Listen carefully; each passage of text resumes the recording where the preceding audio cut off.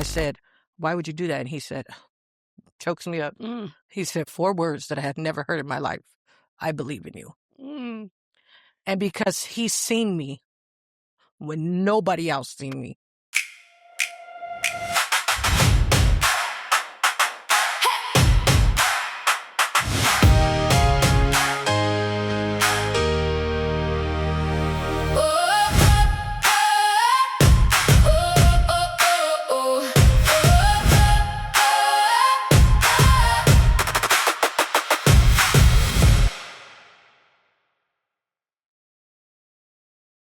Can you share a part of your life that changed you, that impacted you, and changed how you move through the world now?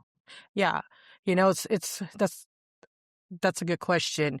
And I often tell say this, what happened to me while I was incarcerated. I was serving a 25-year prison sentence, and I had became so hopeless, and I was CORC, which is program failure, because I had extreme disciplinary problem, but it was just a lot of hurt problems. Yep.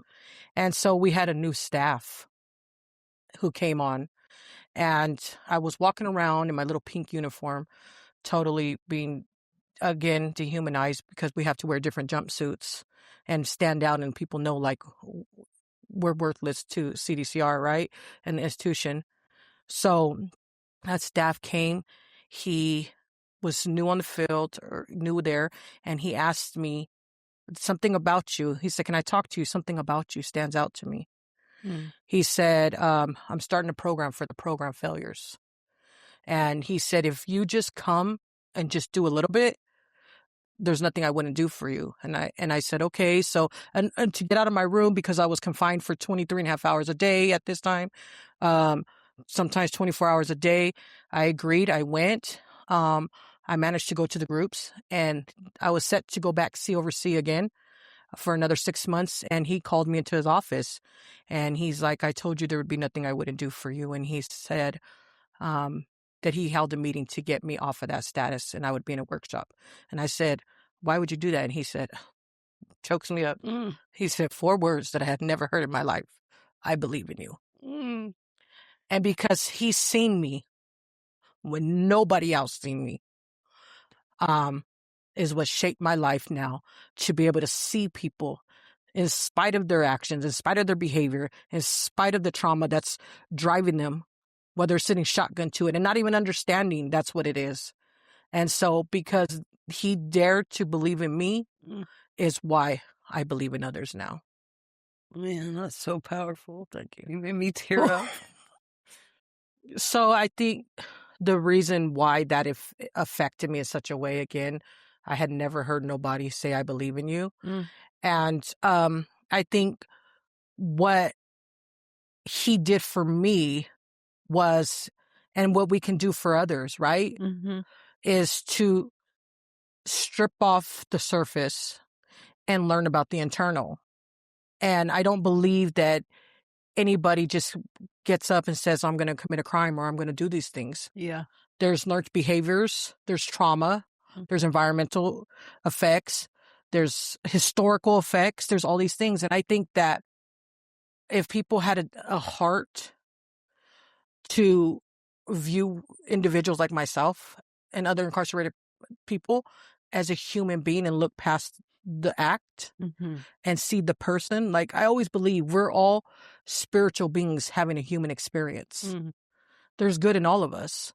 And I feel that if we took a look away from the crimes or whatever that is and looked deep into a person and seen them, I think that, there'd be a lot more people with success stories like myself. That's so powerful. When you think about the people that have been in your life and now coming to the Young Women's Freedom Center, like, just everything you said just spoke to me so deep. Like the spirit. What is it that places like the Young Women's Freedom Center create for people?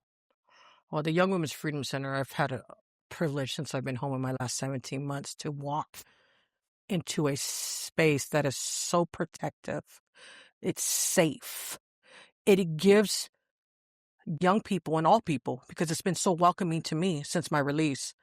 No judgment, a space to bring their kids to work because there's no daycare. They can't afford that. And they don't want their kids in the street. It gives them opportunity. It gives them housing. It can house them. Young Women's Freedom Center San Francisco just housed a 25-year-old girl, put her in a hotel, or she would have been on the streets, and are helping her get her housing. I think it creates resources, housing, but it also empowers and lifts up these young people who are growing up in environments that are so toxic and dysfunctional, and who need an escape and a place to just even eat, or just to be, to pray, to be able to be relatable to other people like myself and the team that you guys have put there, which is an amazing of people who have the lived experience. So I think I know what Young Women's Freedom Center is doing. It's not only planting seeds, but it's watering these young people and helping them grow into mature, and to let them know, like, you're not your environment and you can do anything.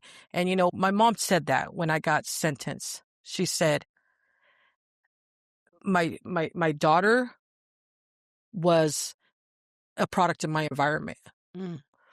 She said, she's like a plant. What happens to a plant? If you don't water it, you don't take care of it, you just abandon it. It might grow, but it's going to grow wild. Yeah.